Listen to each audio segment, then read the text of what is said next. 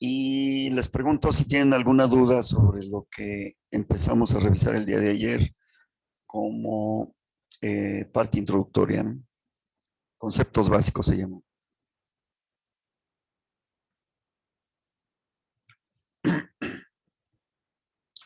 Bueno, si no hay dudas, entonces déjenme arrancar la presentación y compartirles pantalla. Ok.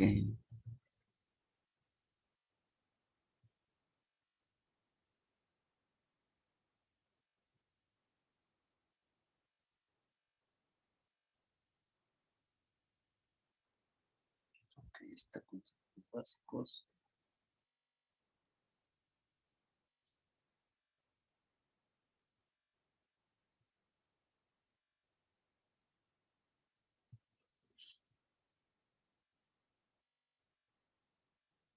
Bueno, les comparto pantalla entonces y continuemos con la revisión de estos conceptos para avanzar. Ok, ahí la tienen.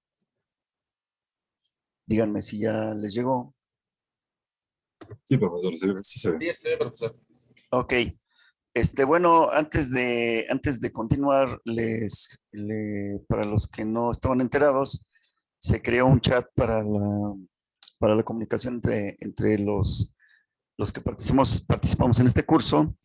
Y entonces los que falten, si quieren que los agregue al chat, mándenme al chat de WhatsApp. Mándenme su teléfono para agregarlos. Aquí hice algo que no debí, pero ahorita lo corrijo.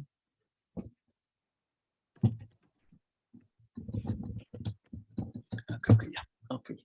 Bueno, a ver, vamos a ver dónde me quedé. Me quedé por aquí.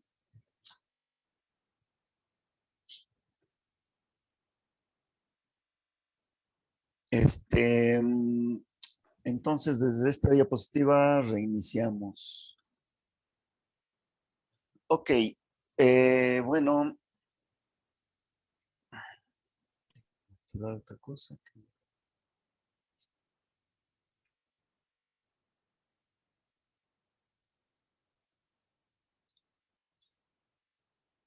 Les comentaba el día de ayer que, por un lado, hay que reflexionar sobre el uso que hacemos de un sistema de cómputo.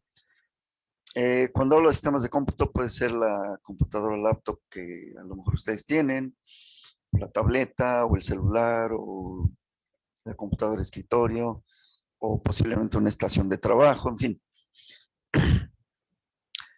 En ese sentido, bueno, podríamos decir que somos usuarios de los sistemas de cómputo y por otro lado tenemos la perspectiva de programador. Entonces, ¿cuál es la diferencia entre un usuario del diario de un sistema de cómputo y cuál es con respecto a un programador? ¿Por qué? Pues porque por otro lado tenemos que nosotros como humanos utilizamos nuestro lenguaje natural para comunicarnos. Y les decía el día de ayer que nuestro lenguaje natural tiene ciertas características que no permiten que se utilice como lenguaje de programación. Y el principal problema con el lenguaje natural es que es ambiguo, ¿no?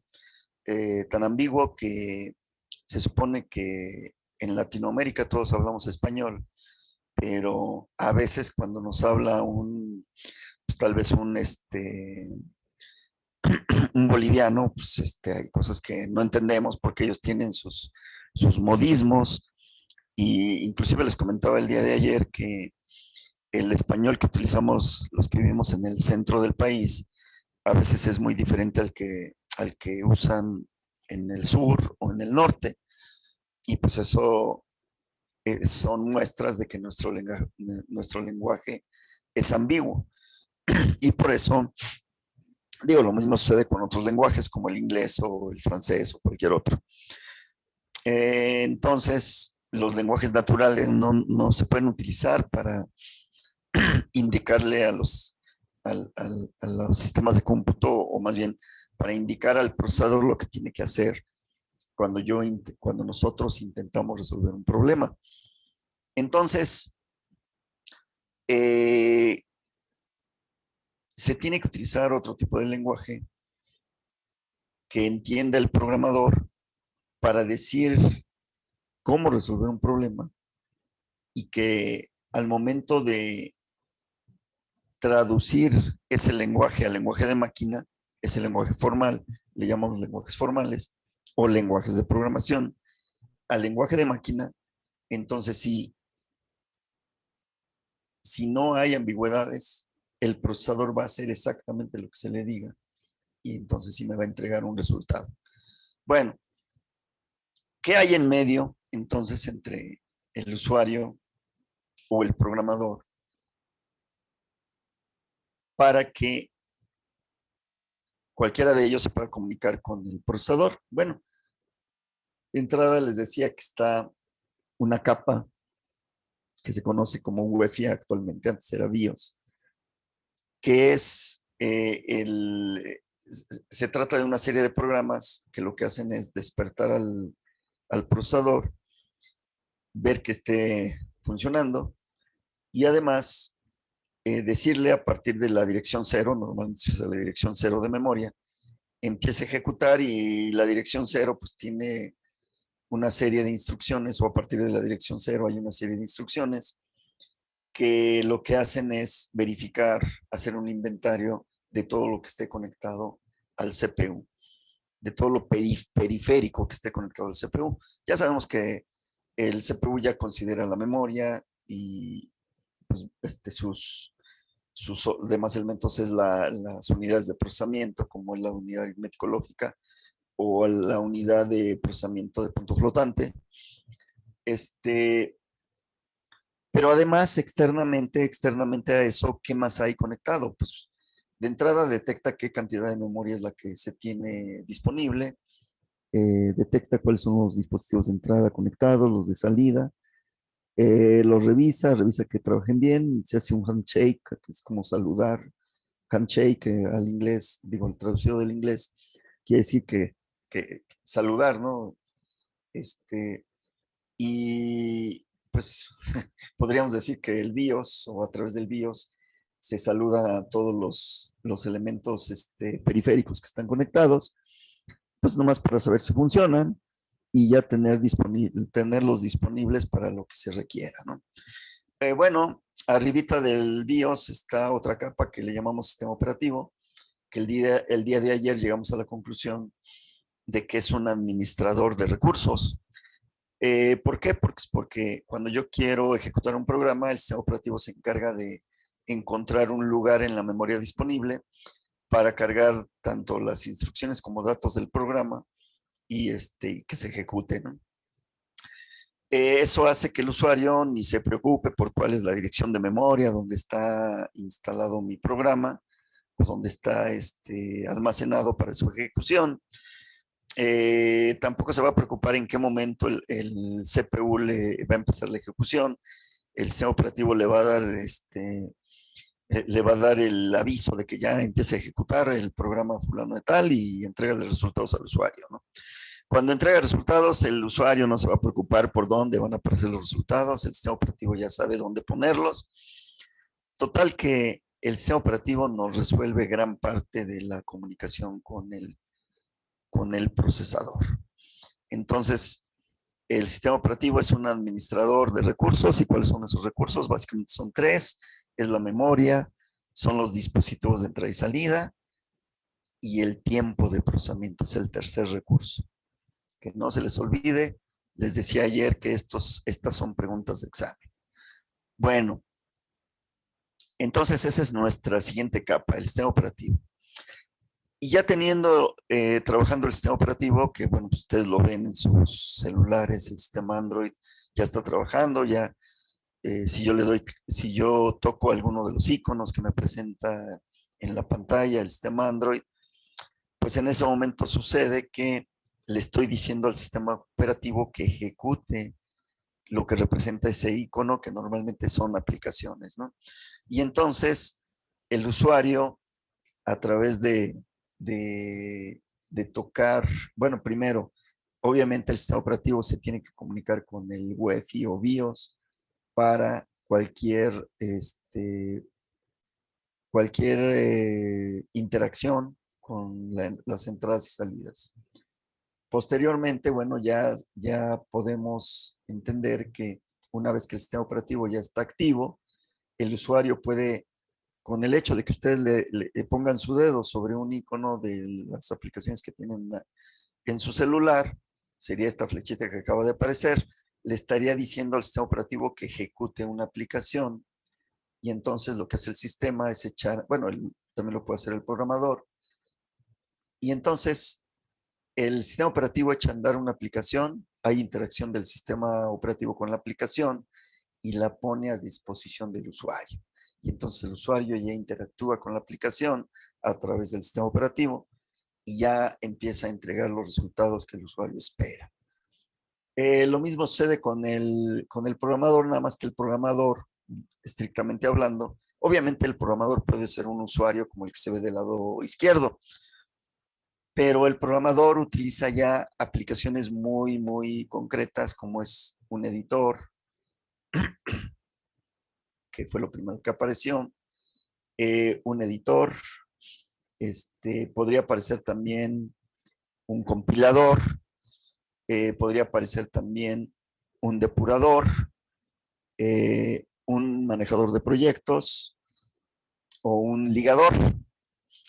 El día de ayer revisamos qué es cada una de estas cosas. El editor, bueno, les decía, no se recomienda que se use como editor el procesador de texto, porque pues utiliza representaciones que pues no son muy convenientes para un lenguaje formal. Y entonces lo que se pide es que se use un editor de texto tal cual, ¿no? Que no le meta ahí complicaciones o vistas especiales, que sea Bolt o que sea no sé qué, ¿no? Simplemente que yo pueda ver el texto, editarlo de acuerdo a la sintaxis que se maneje en el lenguaje de programación que yo haya escogido, que repito, en el caso de este curso, vamos a utilizar el lenguaje C. Y entonces decíamos que el compilador es una herramienta muy importante, porque, a ver, le preguntaría yo, a ver si se acuerda alguno de ustedes, por ejemplo, Rodrigo Marín, que anda por aquí. ¿Te acuerdas que dijimos que hace el compilador? Ah, sí, profe. El compilador es el que se encarga de verificar si está bien armado ¿cómo se dice? El código y lo corre. No, el compilador no corre el código. Entonces es el que verifica si está bien armado. Si está bien armado. Bueno, pues sí es parte de lo que le corresponde, pero básicamente le dimos un nombre concreto, o más bien dijimos concretamente qué es lo que hace. Claro, obviamente lo que dices está bien, ¿eh? Sí se encarga de verificar que esté bien, que la sintaxis esté bien, que hasta donde entiendo fue lo que me quisiste decir. Pero en términos muy generales, ¿qué hace el compilador? A ver, aquí tenemos también al otro Rodrigo Salas. ¿Le podrías ayudar a tu tocayo, Rodrigo?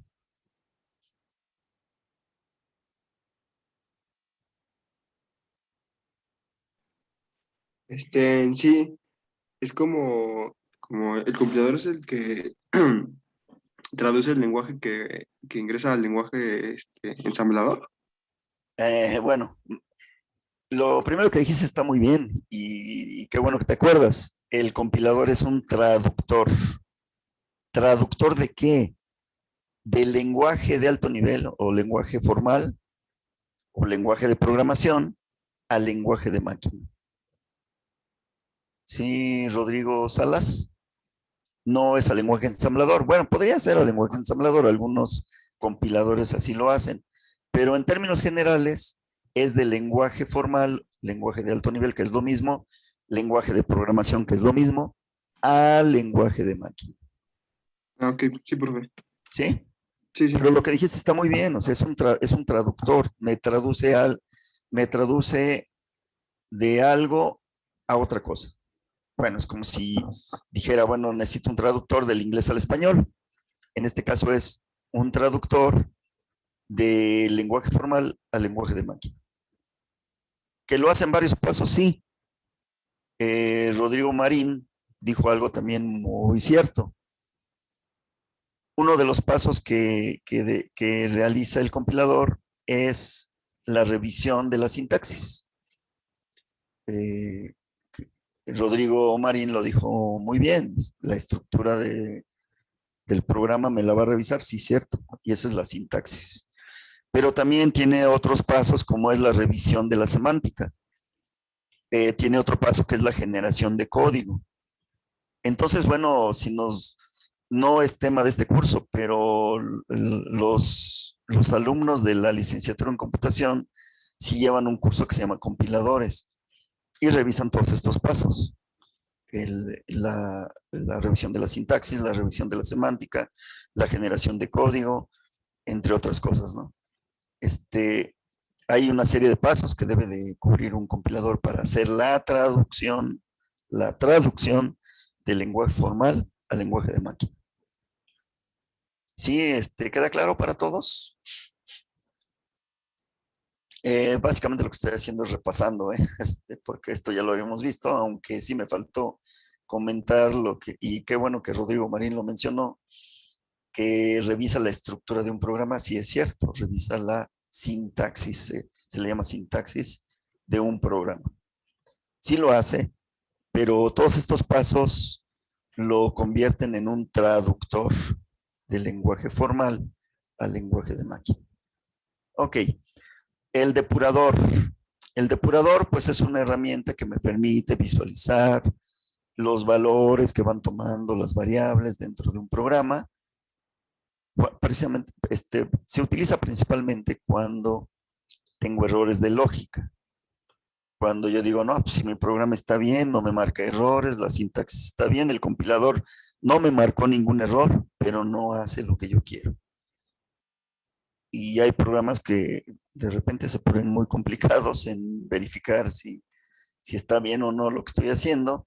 Y dicen, pues voy a usar el depurador. Y el depurador entonces me permite revisar los valores que van tomando las variables, pero bueno, tiene mecanismos para que el programa se vaya deteniendo en cada instrucción, si así se requiere, para ir viendo cómo van cambiando los valores.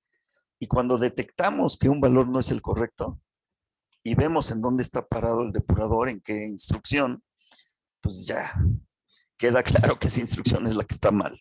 Y entonces pues ya corregimos y pues ya se compone el programa, ¿no? Y eso lo hacemos con ayuda del depurador. El manejador de proyecto. El manejador de proyecto lo utilizamos en este trimestre, en este curso no lo vamos a usar, pero se utiliza principalmente cuando tenemos muchísimo código fuente, ¿no? Muchísimo código en lenguaje de programación, en lenguaje formal, que a veces nos genera conflicto, ¿no? Entonces le decimos al manejador de proyecto, voy a dar de alta todos estos archivos que son código de mi programa y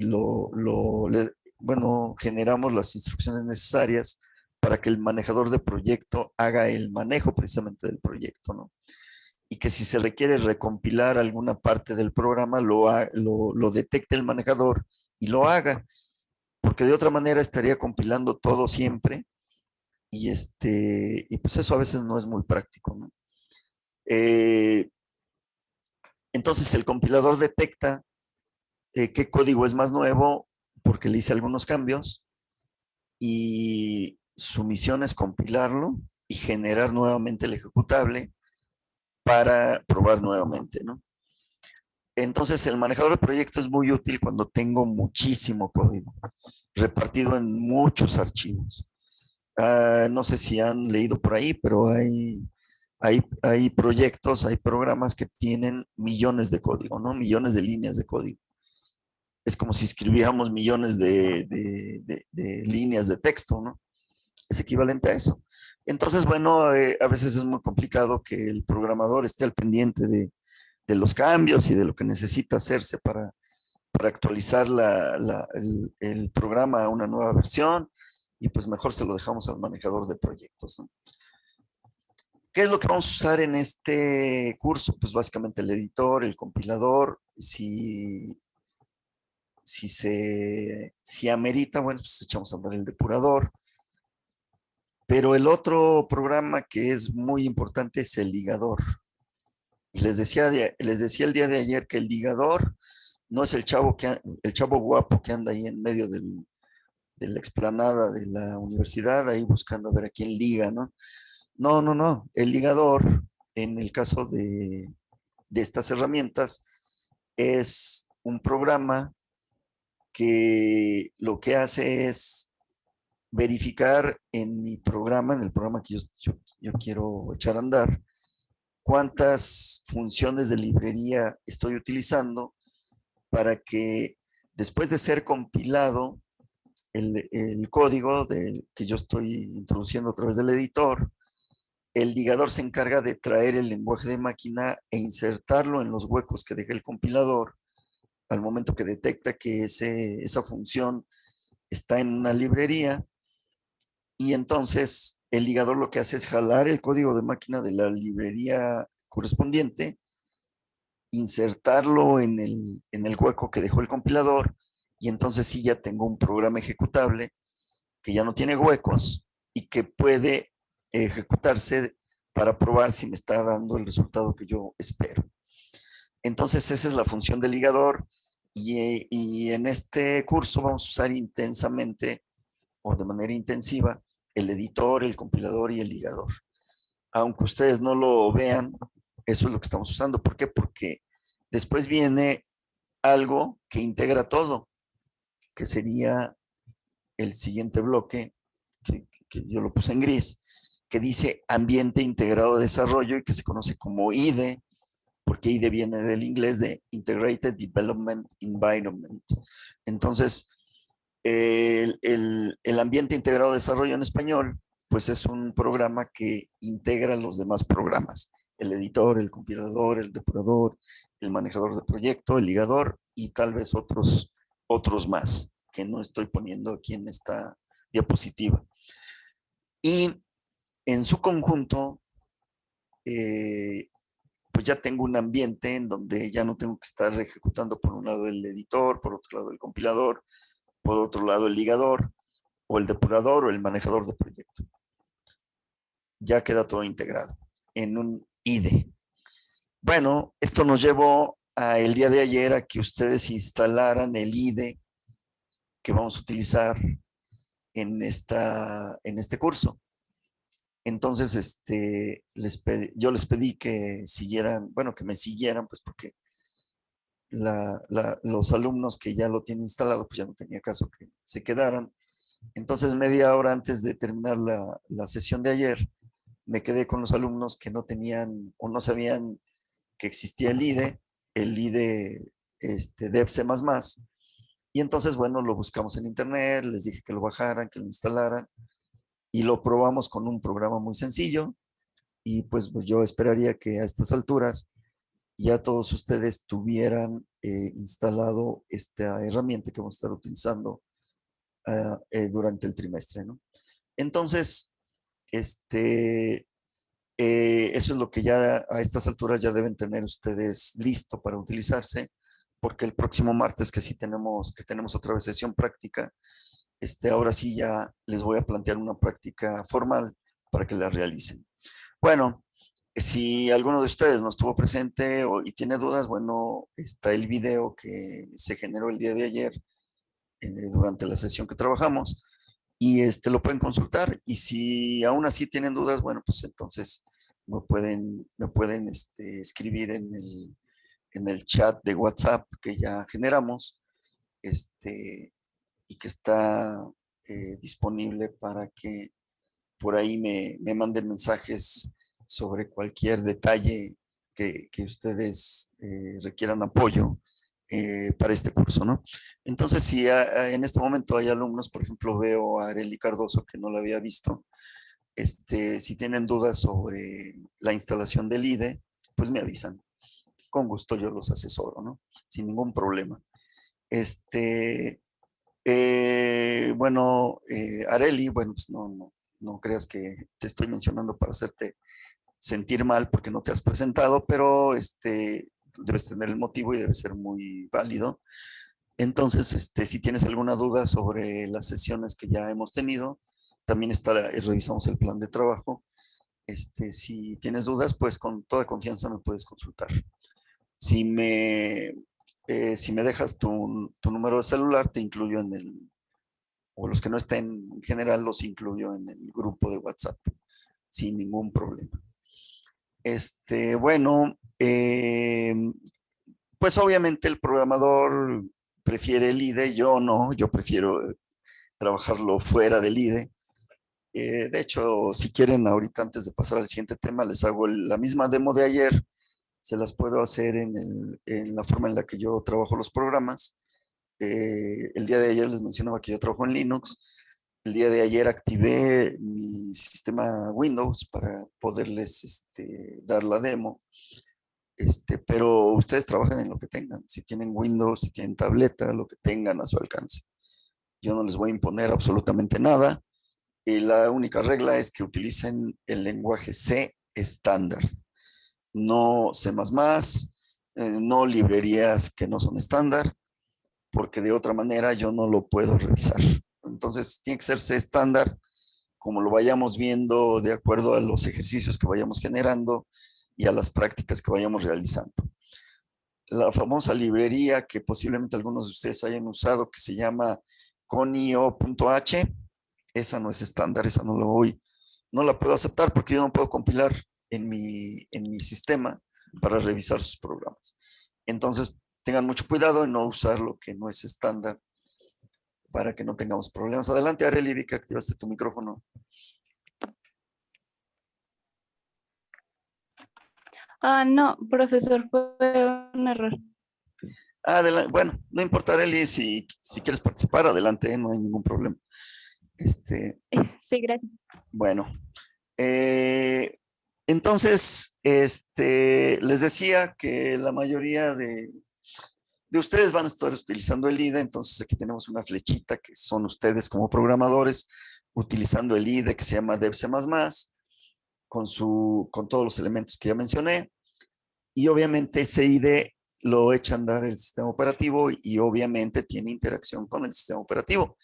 Entonces recuerden que o vean este esquema, grábenselo bien, cualquier cosa que tengamos nosotros necesidad de trabajar con nuestro sistema de cómputo, llámese celular, llámese tableta, llámese cualquier tipo de computadora, todo tiene que pasar a través del sistema operativo y véanlo ustedes, no puedo irme directamente al CPU, todo tiene que ser a través del sistema operativo, a menos que ustedes estén desarrollando tal vez un instrumento, los biomédicos o electrónicos, ingenieros electrónicos, que requiera de utilizar directamente el CPU, utilizando el lenguaje ensamblador, que sí es factible, ¿eh?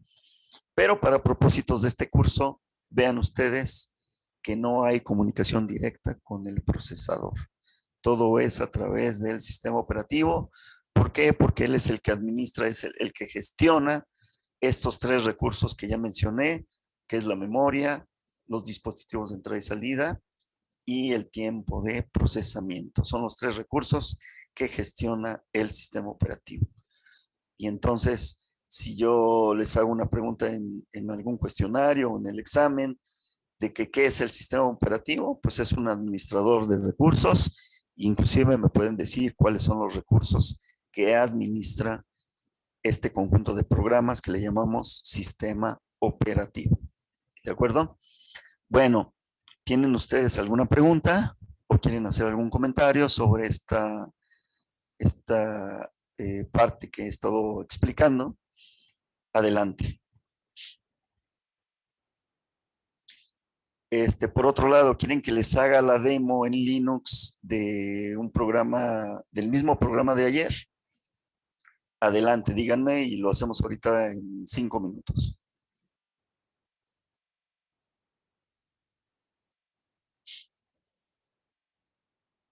Ok, entonces continuamos. De todos modos, más adelante voy a estar haciendo demos en mi máquina y no hay problema. Así desde que continuamos. Déjenme ver si hay mensajes. Déjenme activar el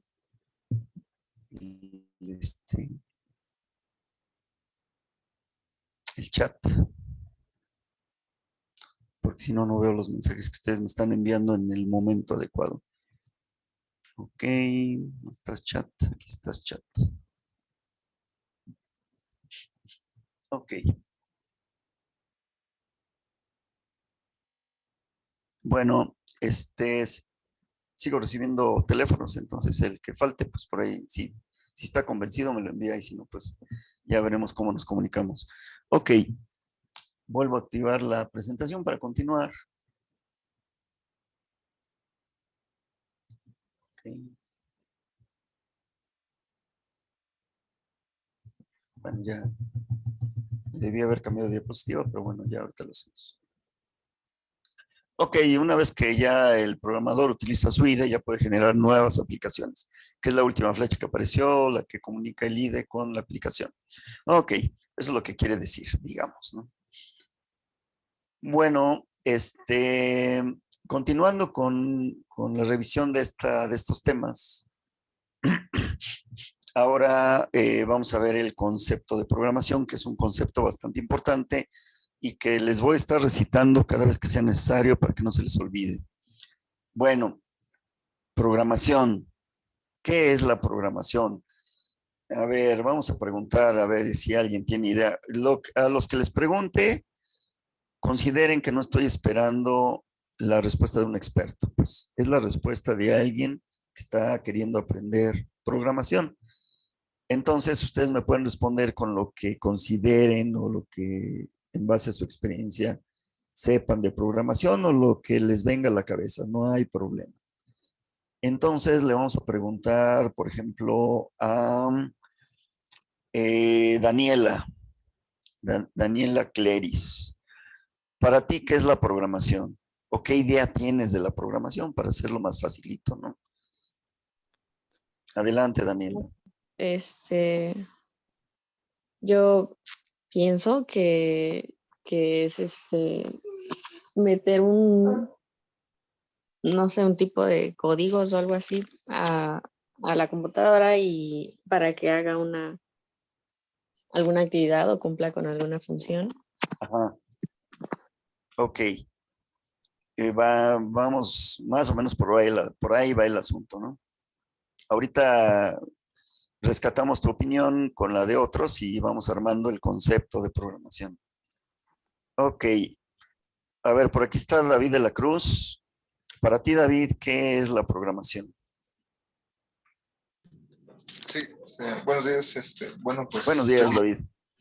un conjunto o bueno, más bien una técnica o un proceso que implica un conjunto de instrucciones precisas para llevar a cabo ciertas operaciones. Ok. Es un conjunto de pasos, podríamos decir, que nos llevan a instrucciones para darle esas instrucciones. ¿Para quién son, David? Para la computadora. Para el procesador de la computadora. Perfecto, sí, efectivamente, para eso son las instrucciones y deben de estar bien organizadas, ¿no, David? Sí, así es. Ok. Es un conjunto de instrucciones, dice David, que debemos de plantear para que las ejecute la computadora. Por ahí va el asunto, ¿no? A ver, David, ¿y qué características tienen estas instrucciones? Que deben ser lo más precisas posibles y secuenciales. Pueden ser secuenciales. ¿Y cómo interpretas esto de precisas? ¿A qué te refieres? Que se establezca dentro de un lenguaje bien definido, asignando las variables y constantes, los nombres bien definidos para cada una de estas. Ajá. Ok. Bueno, aquí ya te fuiste hasta el lenguaje de programación. Bueno, podría ser que dentro de los pasos que mencionaste esté esto último que dijiste, dárselo o codificarlo de acuerdo a las características de un lenguaje de programación. Pero bueno, ya mencioné que los lenguajes de programación son lenguajes que no permiten ambigüedades, por lo tanto, estas instrucciones, antes de dárselas al lenguaje de programación, debemos de garantizar que sean libres de ambigüedades. Pero bueno, parte de lo que ha mencionado David tiene que ver con el concepto de algoritmo y bueno, pues sí están muy vinculados el concepto de programación con el concepto de algoritmo, pero no es lo mismo. Entonces, vamos a seguir preguntándoles a ustedes y vamos a ir construyendo este concepto de programación. David ya nos dio varias ideas también. Gracias, David. Y vamos a ver qué opina alguien más. Por ejemplo, está aquí Lisette Carolina y me gustaría que nos dieras tu opinión sobre el concepto de programación, Lisette, perdón. Bueno, me dices mejor cómo te gusta más que te llamen, ¿no? Días, profe. ¿Qué tal, Lisette? Buenos días. ¿Cómo te gusta más, Lisette o Carolina? Carolina. Ah, bueno. Ya en lo siguiente trataré de nombrarte Carolina. Adelante, Carolina. Gracias.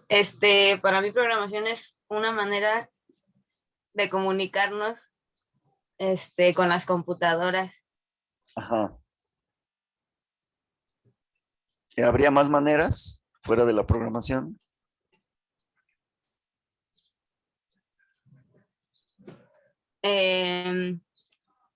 Pues comunicarnos con las computadoras nos puede ayudar para resolver algunos problemas. Es Para que resolver sí problemas. no ¿Es eso? es exacto. ¿Mande? Eso que mencionaste es un punto clave para resolver problemas. Ese es un punto clave. ¿Por qué lo menciono? Porque tú dijiste es una forma de comunicarnos con la computadora. Y yo te preguntaba, ¿hay más formas? Sí las hay. Lo acabamos de ver con el sistema operativo. Pero cuando te comunicas a través del sistema operativo, no andas buscando resolver problemas, sino echar a andar aplicaciones ya diseñadas para resolver cierto tipo de problemas, pero esas ya están hechas. En el caso de la programación, estamos buscando resolver problemas que a lo mejor no tenemos la aplicación que nos la resuelve. Y entonces pues, no me puedo comunicar con el sistema operativo para decirle que eche a andar aplicaciones que no existen. No sé si me explico, Carolina. Sí, profesor. ¿Sí? Sí. Entonces, si bien lo que dijiste sí es para decirle a la computadora, o sea, comunicarnos con la computadora, que haga algo muy específico para resolver un nuevo problema. La otra forma de comunicarnos con la computadora es con el sistema operativo. Ya les dije, aquí hay una capa que no me deja pasar para que me comunique directamente con el procesador. Y esa capa es el sistema operativo. Entonces, la comunicación básicamente de cualquier usuario es a través del sistema operativo. ¿Y qué comunicación es esa? Ah, bueno, pues le digo que me eche a andar una aplicación para resolver o para que me resuelva un problema que pues, ya está previamente establecido. Pues, ¿qué tipo de problemas me pueden resolver esas aplicaciones? Pues obviamente si abro mi celular veo que ahí tengo hasta juegos, ¿no? Entonces hay muchas cosas que yo puedo echar a andar a través del sistema operativo, pero en realidad la programación es para comunicarme con la computadora, bien lo dijiste, pero para diseñar nuevas soluciones que ando buscando, ¿no? Sí, Carolina. Sí, profe. Ok, muchas gracias. Sí, A ver, de nada. vamos a ver a otro compañero que puede ser, a ver, Jorge, para ti, ¿qué es la programación? Pues podría como mezclar todos los conceptos que hemos dicho para decir que es un conjunto de instrucciones consecutivas y ordenadas que llevarían a una computadora a ejecutar una tarea específica. Ajá.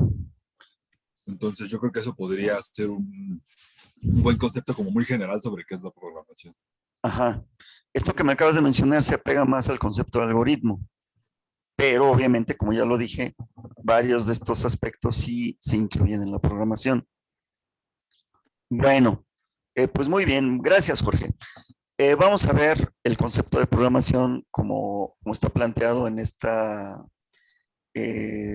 en estas diapositivas. Y, permítanme pasar para este lado. Es como tengo dos pantallas. Ahí lo tienen. Vean lo que dice lo que es la programación. Esto que estamos empezando a revisar ahorita es muy importante y espero que no lo olviden, porque me dice que es un proceso mental complejo dividido en varias etapas. Es una idea de Guillermo Levine. Guillermo Levine es un profesor que trabajó hace tiempo en la UAM, en Iztapalapa, pues apoyando básicamente la licenciatura en computación. Y bueno, pues es un cuate muy abusado, muy bien preparado, e inclusive tiene por ahí algunos libros sobre programación. Y en uno de sus libros dice que es un proceso mental complejo dividido en varias etapas. Algunos de ustedes mencionaban que había etapas sobre las que había que trabajar. Entonces, pero bueno, centrémonos en a qué se refiere con ese proceso mental complejo.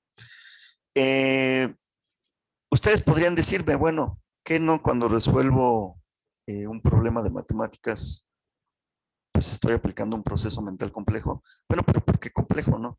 Pues de entrada a veces tenemos que como que descomponerlo para poderlo entender, ¿no? Y los problemas de matemáticas pues tienen también esas características, ¿no? Inclusive hay un autor, ¿cómo se llama este señor? Muy didáctico, pues, que nos sugiere cómo resolver problemas en matemáticas. Y tal como él lo describe, pues es un proceso mental complejo también. Nada más que no es lo mismo resolver un problema de matemáticas que resolver un problema de programación. Y las etapas pueden cambiar, pues, o más bien cambian. Entonces, si bien yo quiero llegar a la solución de un problema, pues en cada una de estas etapas tengo que estar aplicando ese proceso mental complejo. ¿Y cuáles son esas etapas? Bueno, dice aquí que hay que entender con claridad el problema. Pues sí, porque si no lo entiendo, pues voy a ofrecer una solución que pues no necesariamente sea la que me estén pidiendo, si es que no entendí claramente el problema. Hay que generar un modelo de solución y refinarlo. Bueno, pues sí.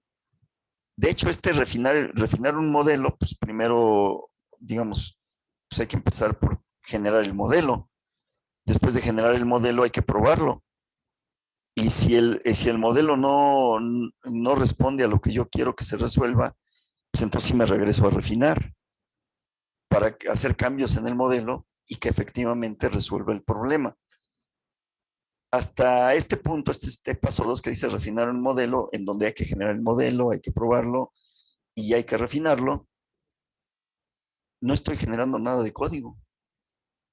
Ese modelo que aquí se habla o que aquí se menciona, pues lo puedo hacer en mi cuaderno o lo puedo hacer con alguna herramienta que tenga por ahí en mi computadora. En este curso yo les voy a pedir que lo hagan en su cuaderno.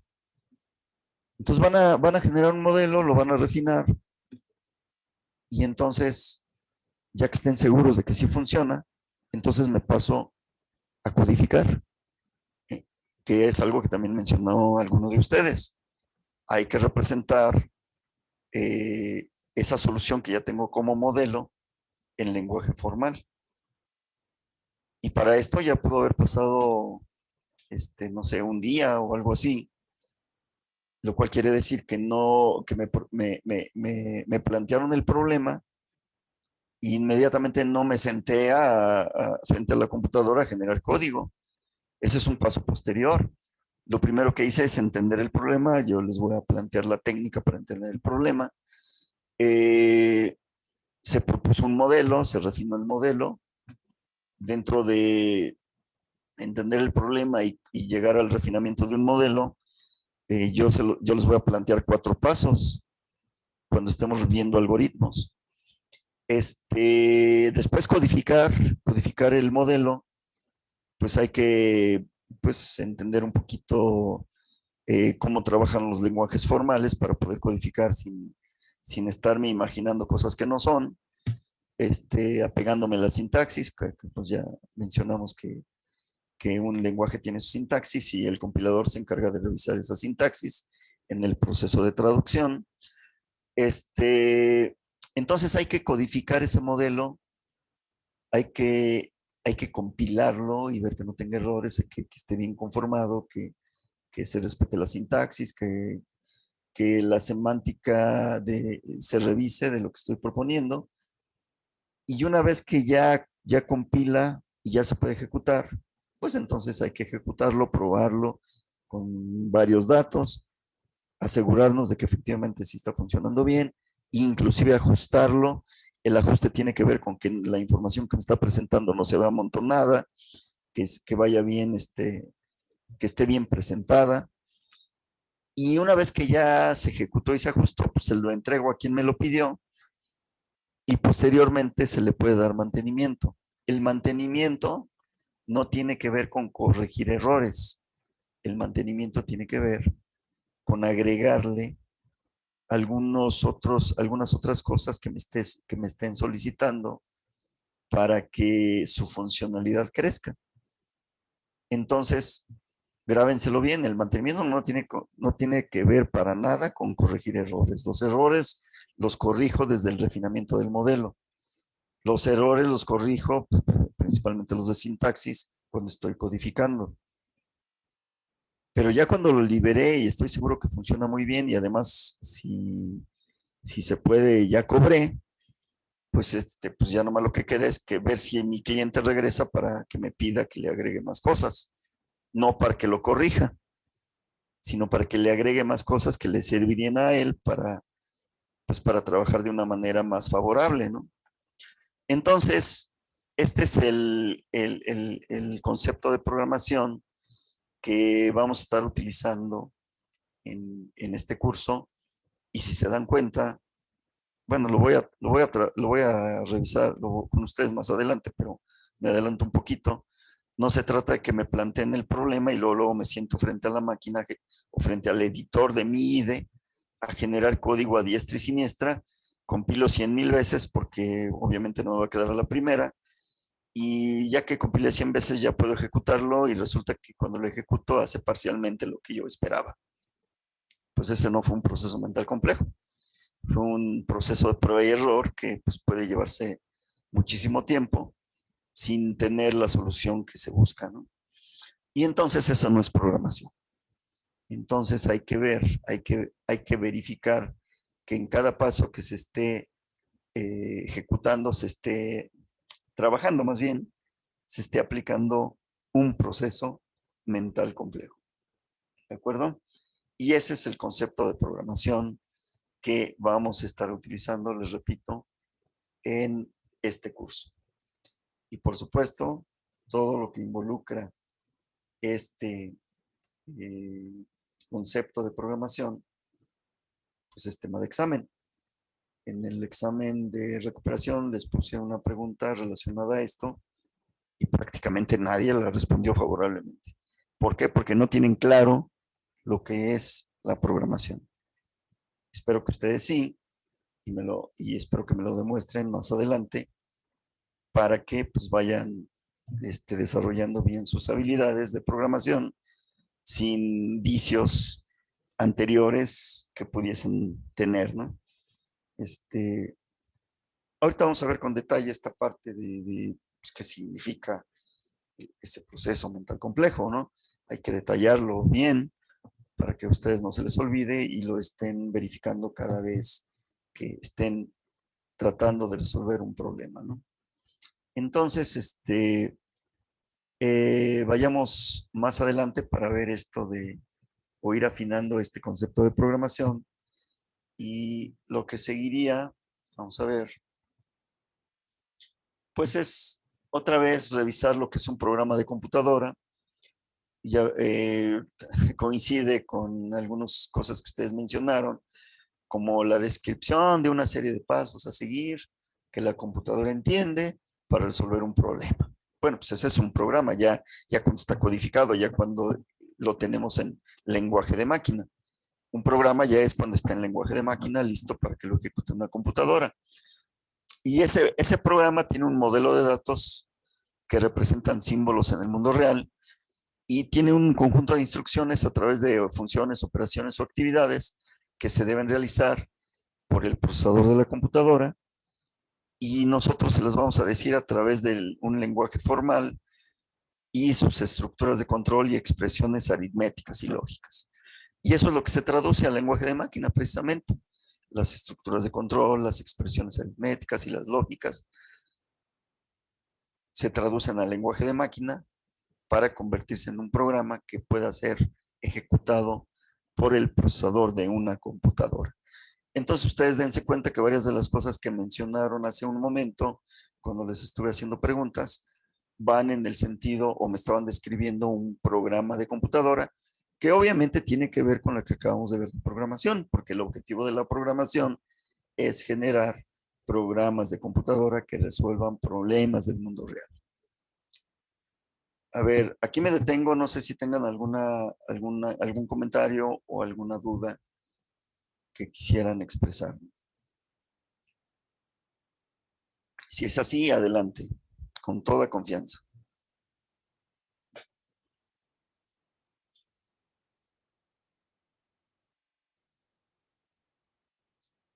Bueno, si no tienen dudas o no quieren comentar algo, pues entonces vayamos a lo siguiente que se plantea en esta diapositiva. Complejidad. Pues, complejidad, ¿para qué? No, pues yo les podría decir, a ver, si yo les pido, a ver, por aquí anda Alberto. A ver, Alberto, si yo te digo, a ver, diséñame un programa. No, otra vez, les repito, no estoy esperando respuestas de expertos, sino de alumnos que quieren aprender a programar. Si no sabes lo que te voy a preguntar, pues dime qué opinas, nada más, no hay problema, Alberto? Entonces yo te preguntaría, Alberto, si yo te pido que hagas un programa para encontrar las raíces de una ecuación cuadrática, ¿consideras que esto es complejo? ¿O muy complejo? ¿O es facilito? ¿O podría ser facilito? Pues yo creo que sería, digamos que más o menos, bueno, para el programa sería como fácil, ¿no? Pero digamos que lo más o menos complejo sería como programarlo para que pueda dar el resultado correcto. Bueno, para eso hay que usar la metodología, pues, o aplicar este proceso mental complejo. Pero en términos generales, ¿tú lo consideras que sería algo más o menos fácil? Para que el programa dé el resultado, sí, creo yo que sería Ok, fácil. estás en lo correcto, ¿eh? ¿Por qué es más o menos fácil? Porque el programa lo único que tiene que hacer es preguntarme cuáles son los coeficientes de la ecuación. Yo se los introduzco sin ningún problema y el programa me entrega las raíces. La interacción con el programa fue mínima, pues nomás le entregué los datos de los coeficientes. Si estamos hablando de una ecuación cuadrática, son tres coeficientes. Uno que depende de la x cuadrada, otro que depende de la x y otro que es independiente. Serían los tres coeficientes de los tres términos. Y la ecuación me tiene que dar la solución. ¿Qué puedo hacer dentro aplicando este proceso mental complejo? Pues hay varias posibilidades, ¿no? Hay desde soluciones en aproximaciones sucesivas, hay puede haber otra solución que utilice yo no sabía, pero así le dicen, la ecuación chicharronera, que pues es una fórmula, pues, que utiliza una raíz cuadrada y que a partir de ahí, a partir de a partir de cómo está conformada esta fórmula, se puede saber si la ecuación tiene solución o no tiene solución, o tiene solución real o tiene solución imaginaria. compleja, más bien en términos de números complejos. Creo que todo eso, oye, ¿ustedes ya lo manejan o me equivoco? Sí, Alberto, ¿sí manejan todo eso? Sí, maestro. Entonces, pues todo eso tiene que ver con el proceso mental complejo, ¿no? Para entender bien el problema, pues tengo que plantear este tipo de cosas para saber por dónde me voy. Pero en realidad no tiene mucho, no hay mucho que hacer, pues, o sea, nada más con que me apegue bien a la fórmula chicharronera que ustedes le dicen, que a mí me dio risa cuando lo escuché por primera vez, pues más bien en matemáticas le llaman la fórmula general o algo por el estilo, y no la chicharronera, pero así le dicen, pues, y espero que ustedes sepan de qué hablo. Entonces, no tiene gran problema, pues la interacción es nada más darle los tres coeficientes, y si uno de ellos es cero, pues le pongo cero y se acabó, y es como si el término no existiera, y entonces, pues ya echo a andar el programa para que me resuelva esa fórmula y ya me entregue las soluciones correspondientes, ¿no? Entonces, pues diríamos que es algo sencillo, ¿no? Y entonces vean lo que dice aquí. Pues tiene propósitos limitados. Su tiempo de vida es corto. ¿Por qué el tiempo de vida es corto, no? El tiempo de vida tiene que ver con el tiempo en el cual se usa este programa. Y a lo mejor, pues, se va a usar porque están en un curso de métodos numéricos y empiezan por lo más facilito y les dejan este programa, ¿no? Y entonces, pues, ¿cuánto tiempo vas a usar esto? Pues nomás es para que el profe me ponga calificación en la tarea y pues ya después lo guardo ahí o lo borro de mis archivos y ya no lo vuelvo a ver en mi vida, ¿no? Y entonces, pues su tiempo de vida es corto, pues nomás es para justificar que ustedes sí saben programar soluciones para este problema, ¿no? Dice aquí entonces se pueden desechar o reemplazar por software completamente nuevo. Pues claro, claro que sí, porque si ustedes son 30 alumnos, posiblemente va a haber otros alumnos que propongan una solución muy diferente y pues ahí se nota que pues, se puede reemplazar sin ningún problema, ¿no? No siguen reglas de diseño, pues normalmente no, normalmente van, se meten en internet, ven cuál es la fórmula para recordarla, buscan otro sitio donde les dé el código donde se resuelva y pues, son 2, 3 líneas y ya se resolvió, ¿no? Entonces no siguieron ninguna regla de diseño. Normalmente ni siquiera aplican el proceso mental complejo. Dice aplicaciones difíciles de mantener, pues sí, porque normalmente ni siquiera le ponen comentarios y dicen, ay, no manches, ya vi el código y ni lo entiendo, mejor hago algo nuevo, ¿no?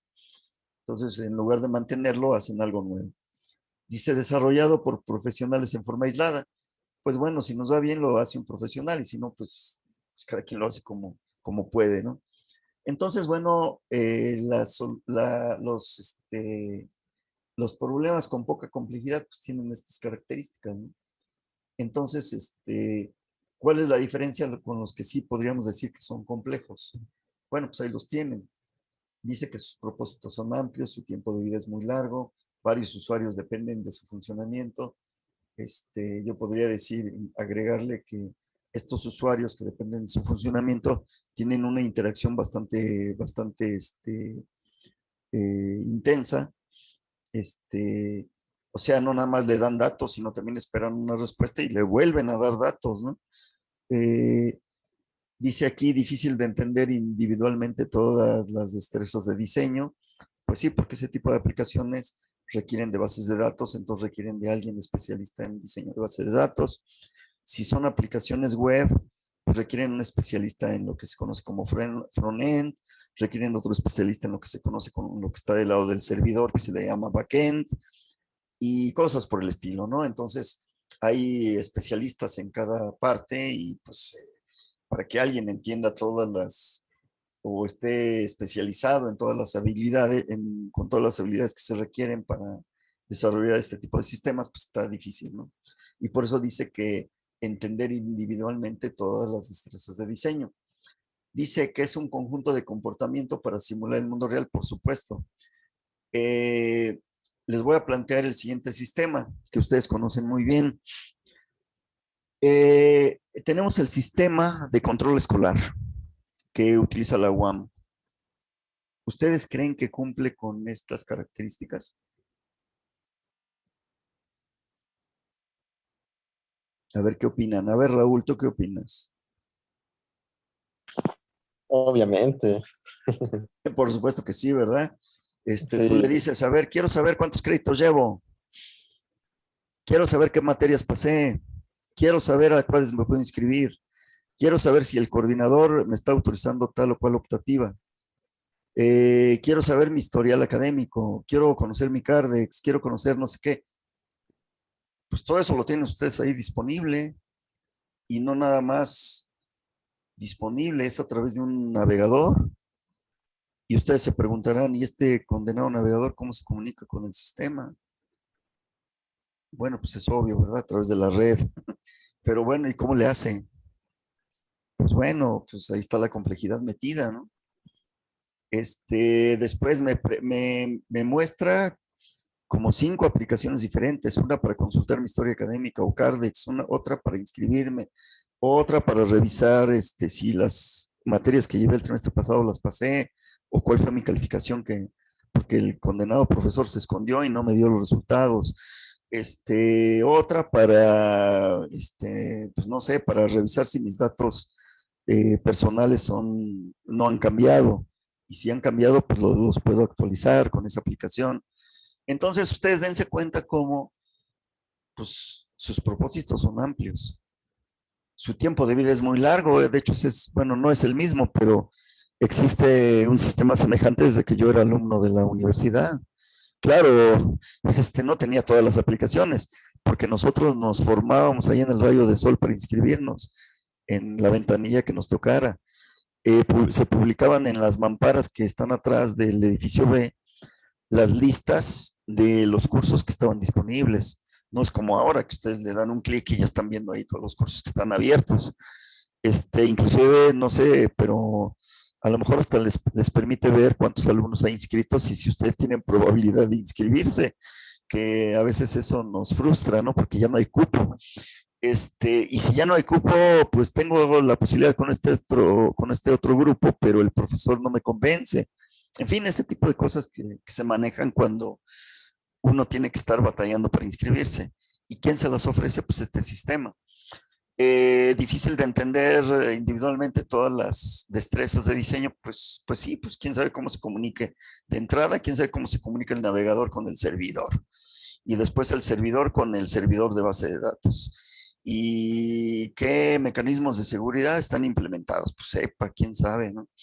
De tal forma que si yo no introduzco bien mi matrícula y mi contraseña o lo que sea, pues no me deja pasar, ¿no? Ya se me olvidó, bueno, pues hay una aplicación que me dice, se te olvidó tu contraseña, pícale aquí, dame tales datos y te la envío a tu correo. Pues eso también, bueno, no sé si exista, pero en varios sistemas existe, ¿no? Entonces, sistemas como este, que son de entrada, ustedes lo ven, son demasiado complejos. Pues dice aquí, conjunto de comportamientos para simular el mundo real, por supuesto.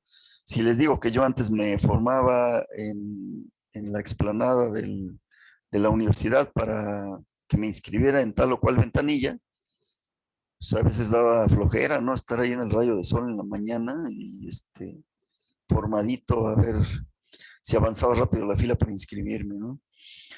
Ahora ya no. ¿Por qué? Porque esa parte del mundo real ya está incluida en este grupo de programas que se ofrecen a través del sistema de control escolar, ¿no? Entonces vean ustedes la diferencia. ¿Cuántos teclazos tengo que dar para poder, para que el sistema me dé algún resultado? Pues varios, o sea, la interacción es intensa. Para ver otra cosa también, tengo que seguirle tecleando ahí datos o con el celular ahí picándole a la pantalla sensible para que el sistema me dé alguna información, en fin. Es una interacción intensa, no como nada más dar 3 datos y que me entregue las raíces de la ecuación cuadrática, ¿no? Hay una diferencia enorme. Entonces, ¿por qué estamos viendo esto, no? Bueno, vamos a ver lo siguiente, que es los elementos que introducen complejidad.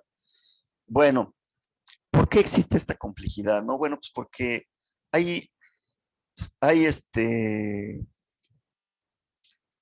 sistemas de software cuya complejidad es inherente, pues, el dominio del problema la pone. O sea, lo que acabo de mencionar de control escolar, antes era irse a formar, ir al mostrador que está ahí en la planta baja del edificio B, a solicitar una historia académica firmada o avalada por la firma de alguien, porque la necesitaba entregar en no sé dónde.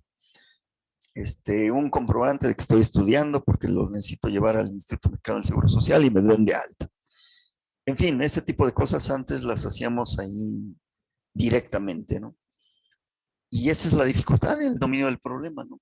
¿Cómo me llevo todos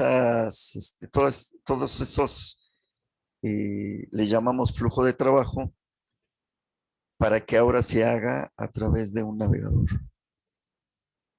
Pues no fue fácil, si ustedes se ponen a pensarlo, no creo que haya sido fácil.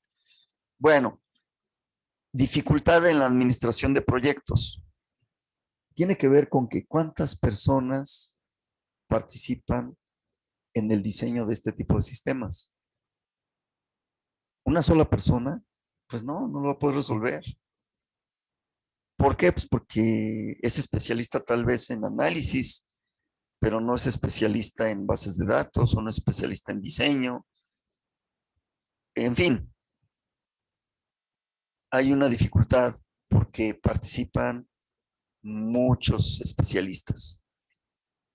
Bueno, y si participan muchos especialistas, ¿por qué la dificultad? Les voy a decir, como dice mi colega Marta Ortiz, la neta del planeta, pues porque somos seres humanos. Bueno, ¿y eso qué? Pues nuestras emociones a veces nos ganan. Y hay ocasiones en que alguno de los miembros especialistas que trabaja en algún proyecto, pues siente que alguien lo agredió. Y entonces viene la revancha, ¿no? Pues ahora para que se te quite voy a hacer mal esto para que sufras. Y el cuate recibe el resultado del que lo hizo, al que hizo enojar. Y dice, oye, pues esto le falta, no está bien. Y ustedes van y le dicen, y no, a mí ni me digas, dile al líder del proyecto, porque pues, yo recibo órdenes solamente de él. La actitud es otro punto importante de los que participan en los proyectos, ¿no? Y aquí me está escuchando Jorge y a lo mejor él tiene experiencias en ese sentido, ¿no? Y a lo mejor nos las puede compartir. Total que, pues el líder de proyecto tiene que ser una persona bastante bien centrada, muy comprensiva, muy tolerante, para que los que se enojen, pues tratar de que eliminen su enojo y se pongan a chambear como se debe. Bueno, pues imagínense la chamba que le toca al líder de proyecto, por eso le pagan bien. A los líderes de proyecto son a los que son de los puestos que se pagan muy bien, pues.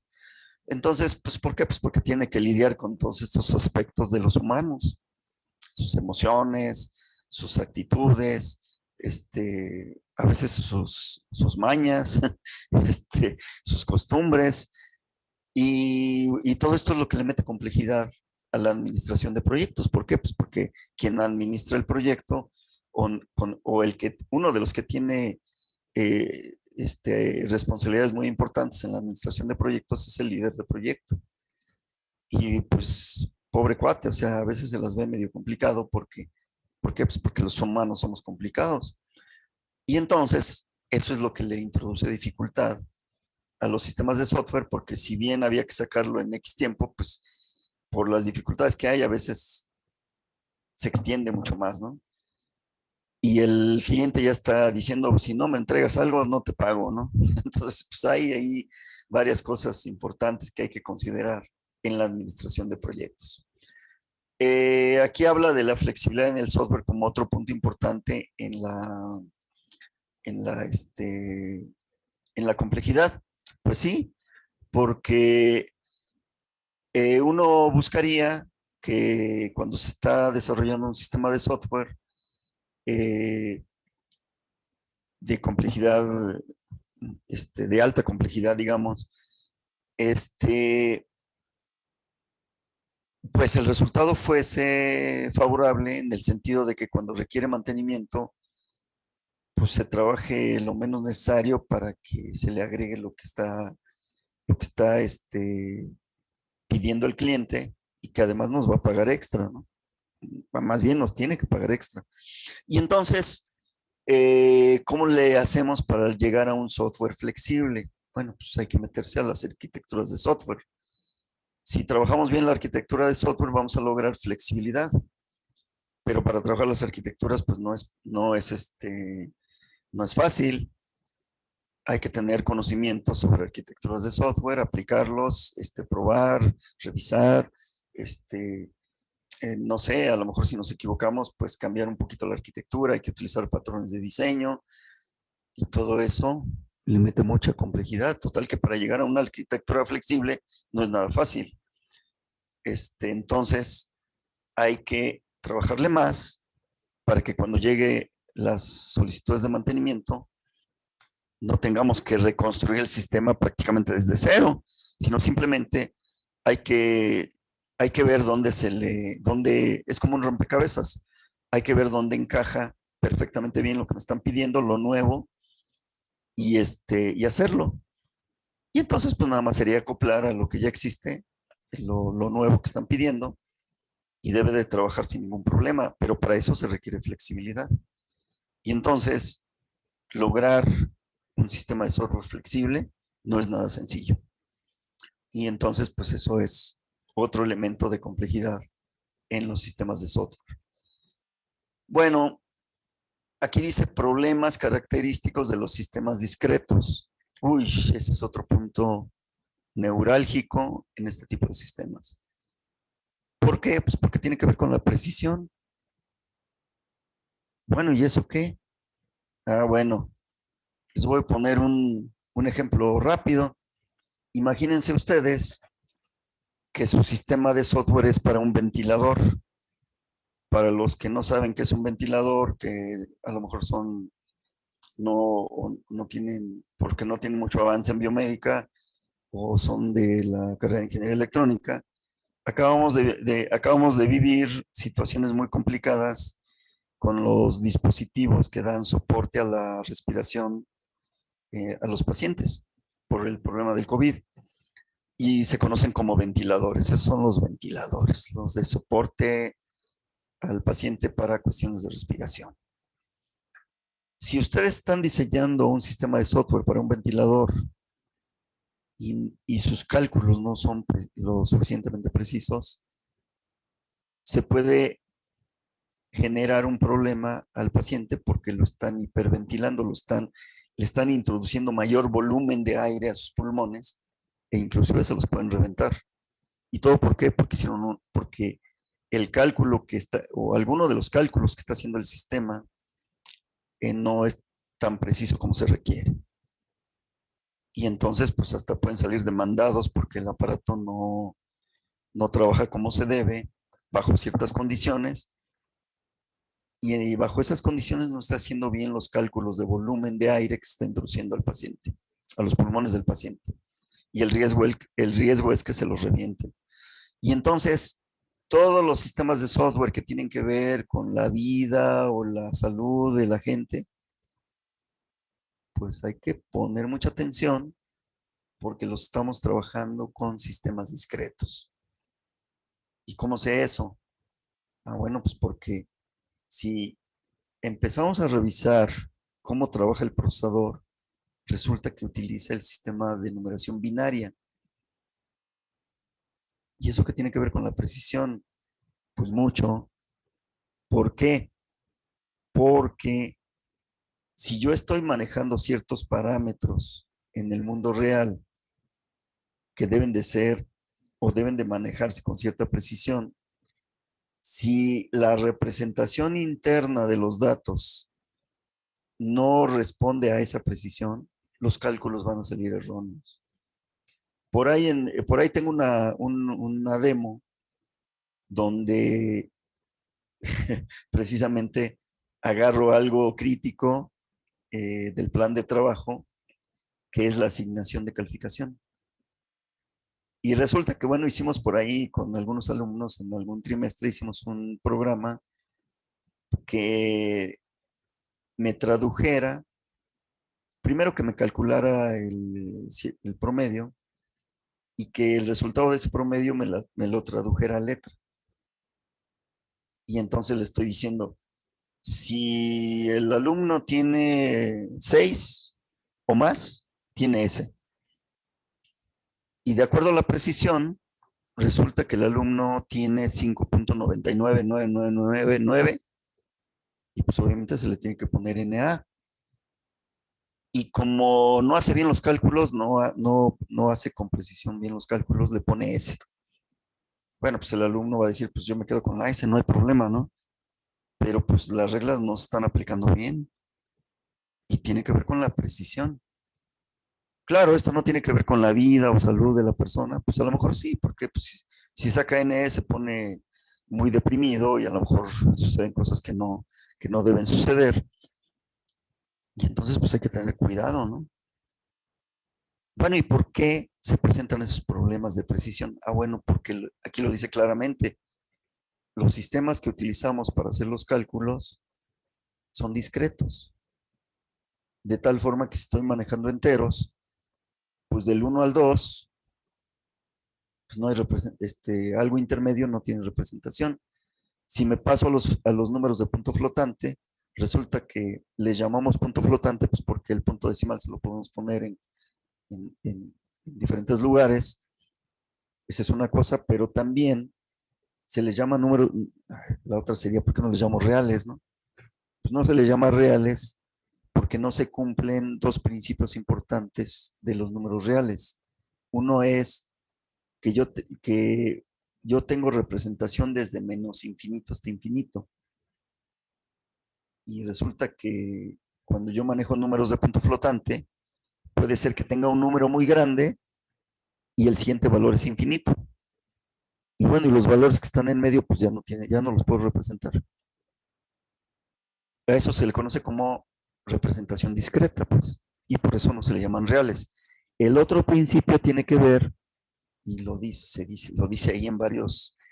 lo dicen varios autores, bueno, pues es un principio pues ya de las matemáticas, que me dice, en medio de dos números reales, siempre vas a encontrar otro número real. Bueno, pues en estos sistemas discretos eso no se cumple. Y por eso les llamamos números de punto flotante. No les llamamos números reales. ¿Y eso qué tiene que ver con la precisión? Pues mucho, porque si yo tengo dos datos de números reales y necesito tener precisión en medio de esos dos, y ya no los puedo representar, eso me puede llevar a un error en lo que se está calculando y a generar problemas, tal vez en un piloto automático de un avión. ¿Y qué va a pasar con el avión? Pues puede caerse, ¿no? Depende de la vida o la salud de la gente, pues sí, porque va mucha gente adentro. Y si se cae el avión, pues la probabilidad de que todos mueran, pues es muy alta. Entonces vean ustedes que eso también le introduce complejidad a los sistemas de software. Y entonces hay que tener mucho cuidado, principalmente los ingenieros biomédicos, que pues, su relación directa con pacientes así lo amerita, ¿no?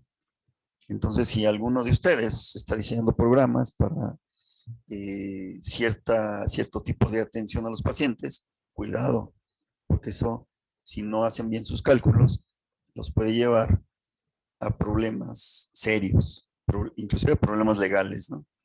Entonces, pues, ¿qué debo hacer? Si necesito mucha precisión y lenguaje C no me la puede proporcionar, pues entonces tengo que buscar librerías que afortunadamente hacen los matemáticos. Y los matemáticos se divierten, ¿eh? O sea, no lo hacen por resolver problemas, sino lo hacen para encontrar el no sé qué valor de pi después del punto decimal. O sea, ¿qué decimal de pi es el que han encontrado? Ah, bueno, pues ahora mi reto es encontrar el siguiente. Y entonces diseñan librerías de mucha precisión considerando la longitud de los números bastante decente para que pueda encontrar el siguiente valor, el siguiente decimal de pi, perdón, no del PRI, de pi. Entonces, pues afortunadamente esas librerías las ponen ahí a disposición de quien las quiera usar. Y entonces yo me las traigo, se las integro a mi compilador de C y las uso. Y entonces pues ya resolví el problema. Pues el problema es generar esas librerías. Pero bueno, estoy poniendo un ejemplo que podría resolver muchos problemas dentro de la precisión, pero posiblemente haya otros que no los pueda resolver, ¿no? Y entonces ahí sí, pues hay que fletarse para ver cómo se le hace, y eso pues le está introduciendo mayor complejidad a los sistemas de software, ¿no? Entonces esos son esto que se plantea en esta diapositiva son los factores que le introducen complejidad a los programas, al software, y hay que tenerlos muy presentes cuando los sistemas son, o los problemas y sus soluciones son muy complejas. Entonces, ¿qué es lo que me está mostrando la complejidad? Pues que hay que poner mucha atención y hay que invertir esfuerzo para atacar esa complejidad. Entonces, hay que considerarlo, pero digamos en términos de este curso, ¿qué factores o qué es lo que debo de considerar con respecto a la complejidad? Pues hay un dicho popular que dice que de acuerdo al sapo es la pedrada. Y si lo que me están proponiendo resolver es encontrar las raíces de una ecuación cuadrática, pues la pedrada es chiquita, porque entonces voy a utilizar algo que se conoce como diseño de algoritmos para resolver el problema. Bueno, y si la pedrada tiene que ser mayor porque el sapo es grande, porque la complejidad es mucha, pues entonces utilizo metodologías como puede ser, lo vamos a ver con detalle, pues, pero ahorita más los estoy adelantando un poquito. Vamos a ver que existen metodologías como es la metodología de la programación estructurada, que es la que vamos a ver en este curso, pero también existe la metodología de la programación orientada a objetos, que no vamos a ver en este curso, pero que ustedes lo pueden revisar en el curso que se les ofrece optativo de programación orientada a objetos, donde se plantean problemas y se resuelven con ese tipo de metodologías, ¿no? Entonces, en el próximo viernes que tenemos clase, vamos a empezar a revisar, bueno, aquí hay ejemplos de problemas con mucha o poca complejidad, que son los que he estado mencionando. Aquí los tienen. Y el próximo viernes revisamos esta diapositiva que tiene que ver con el concepto de programación y con la complejidad que se requiere, bueno, más bien, con las metodologías que se requiere aplicar de acuerdo a la complejidad de los problemas y su solución. Y entonces aquí estamos viendo 3 posibles caminos. 2 de ellos no son programación, el tercero sí lo es. Y siguiendo el tercer camino, podríamos considerar que estamos haciendo programación para sistemas de software muy poco complejos o sistemas de software con mucha complejidad. Pero bueno, como ya estamos, bueno, si quieren empezamos, pues, empezando por el 1 y el 2, que no tienen tanta información. Y entonces ustedes vean cómo los problemas en general no los estamos inventando. Si yo estoy inventando un problema, pues ¿a quién le va a servir la solución? Pues yo creo que a nadie. Y entonces, por eso se dice que los problemas tienen que venir del mundo real. Y en el mundo real, igual les pueden decir a ustedes que resuelvan que obtengan las raíces de la ecuación cuadrática, porque se requiere para un curso de lo que sea, de matemáticas, o bien les pueden decir, te invito a participar en un proyecto, fíjate que vamos a trabajar el inventario de la cadena de tiendas El Zorro, porque pues es muy importante manejar la disponibilidad de productos y los precios y no sé qué tanto. ¿Cuál es más complejo? Pues el segundo, ¿no? Entonces, ¿Qué sucede cuando el problema del mundo real es sencillo? ¿Qué sucede cuando el problema del mundo real es complejo o muy complejo? Pues bueno, de entrada, aquí en esta diapositiva se plantean 3 caminos, pero el primer camino tiene que ver con que pues yo me voy directamente a generar lenguaje de máquina. Bueno, ¿y quién hace eso? Pues no sé, alguien que, no sé, pues, es una persona medio rara, pues, que le gusta le gustan las emociones fuertes, ¿no? Y entonces quiere generar directamente de un problema del mundo real código de máquina, unos y ceros, ¿no? Porque ya les dije que se utiliza el sistema binario, como aquí en la figurita se observa, ¿no? Unos y ceros nada más. Lenguaje de máquina. Bueno, ¿y cómo se hace eso? Ah, bueno, pues primero tengo que ver qué procesador está usando. No, pues está usando un Intel 8080 y quién sabe qué. Bueno, pues me voy al manual del procesador Intel, veo cuáles son sus códigos de máquina para instrucciones. La representación de los datos, pues la vamos a ver de manera muy rápida aquí en este curso, pero bueno, también son unos y ceros. Total que voy a encontrar puros unos y ceros, tanto para instrucciones como para datos. Perfecto. Entonces, ahora, ¿cómo le digo al procesador que haga una suma? Ah, bueno, me busco en el manual el código de la suma y pues voy formando los códigos. Bueno, y los datos, ¿dónde van a estar colocados? Ah, pues van a estar colocados en un registro o en una dirección de memoria. Entonces, veo cuáles son los códigos para recuperar información de un registro o para colocar o recuperar información en un área de memoria. Y bueno, los voy generando, ¿no? Primero pongo los datos en el área de memoria respectiva, algunos otros en unos registros, y después le doy la instrucción de que sume. Bueno, y la siguiente pregunta es, ¿y el resultado dónde lo va a poner? Ah, pues lo va a poner en un área de memoria. Entonces, fíjense a qué nivel se estaría trabajando en el camino 1. Y por eso, pues, mucha gente termina como el cuate que está ahí, ¿no? Jalándose los pelos y pues, no sale nada. Pues, tiene que afinar su conocimiento del procesador.